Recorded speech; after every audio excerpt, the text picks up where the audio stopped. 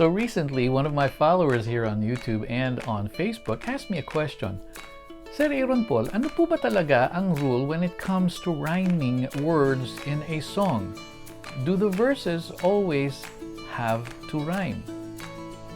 Before I answer that question, let me welcome you back to Songwriting at Iba Pa. And I do appreciate you watching my episodes, and I do hope that you can tell your friends about it. And if you haven't subscribed, I do hope you can hit that red button there that says subscribe. Makakatulong po sa akin yan. So let me tell you the answer. Of course, the norm is expected na pag nagsulat ka ng verses or lines in a verse that the last word has to rhyme. That's the expectation. However, it's not always a rule. And I'll give you a perfect example. Yung kanta ko po na Nandito Ako, one of my more popular songs. And I just want to remind you of how the verse goes. Mayroon akong nais malaman. Maaari bang magtanong? Alam mo bang matagal na kitang iniibig? Matagal na akong naghihintay. 4 lines, and they don't rhyme. But they do work because the story is there. So what's the rule? Tandaan nyo, sinabi ko in one of my last episodes, melody is king. Ang importante para sa akin, and I'm sure, not everybody has the same opinion. I can respect that. Every songwriter has a different style, but being that this is my show, I'm explaining to you how I do things. If it works for you, then maybe it can help you. It doesn't always have to rhyme. Ang importante, the melody is followed. The melody comes first and then the lyrics. Although, of course, I write them at the same time, but ang priority ko is the melody. I don't write the melody into the lyrics. I write the lyrics into the melody because that's the first thing the person will hear. If they hear a brand new song that you're working on, or on the radio or any place else, the first thing they're going to hear is the melody.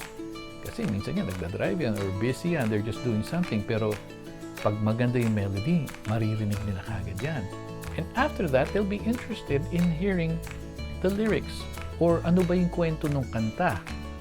So, my point is, make sure that when you write songs, even if it doesn't rhyme, as long as yung kwento will fit into the melody the right way, and most especially, and I really have such a big problem with this whenever I hear it in songs, the words have to fall into the melody, but it doesn't change the way that the word is pronounced.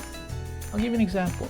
Let's say, let's pick a random line like, Ikaw ang aking mahal. You don't want to have it say, Ikaw ang aking mahal, or pag-ibig. Importante sa akin ang ating pag-ibig. If you write that into the melody and it doesn't fit the melody, you could end up saying, Ikaw ang aking pag-ibig. Think about it that way. You always want to make sure that the word actually fits the melody and it doesn't change the way the word is pronounced. Because if you do that, it's a distraction to the song. Ganda-ganda ng kanta mo, but it becomes a distraction to go on listening to it and singing it dahil iba ang pagka-pronounce. So, I hope that is helpful to you if you're a brand new songwriter. It helps you, and one of the things I can ask you to do is practice every day. You're not gonna get it right away, lalo na kung baguhan ka, but practice. Pick a word. Try rhyming 4 different words after that, and then start writing verses. Every day when you're free, it doesn't have to be a special time. You can be walking and wala ka namang ginagawa, wala kang kausap. Start rhyming. Think of words in your head and say, ano bang pwedeng mag-rhyme this word? You just do that as a practice. Practice that every day, and you won't even notice it. Before you know it, magaling ka na mag-rhyme, and it just comes so naturally when you're writing songs. So yan po ang tip ko para sa inyo, and I hope it is helpful. Lastly, I always end my episodes with this wonderful message. Ang inyo pong talent ay bigay sa inyo ng Panginoon.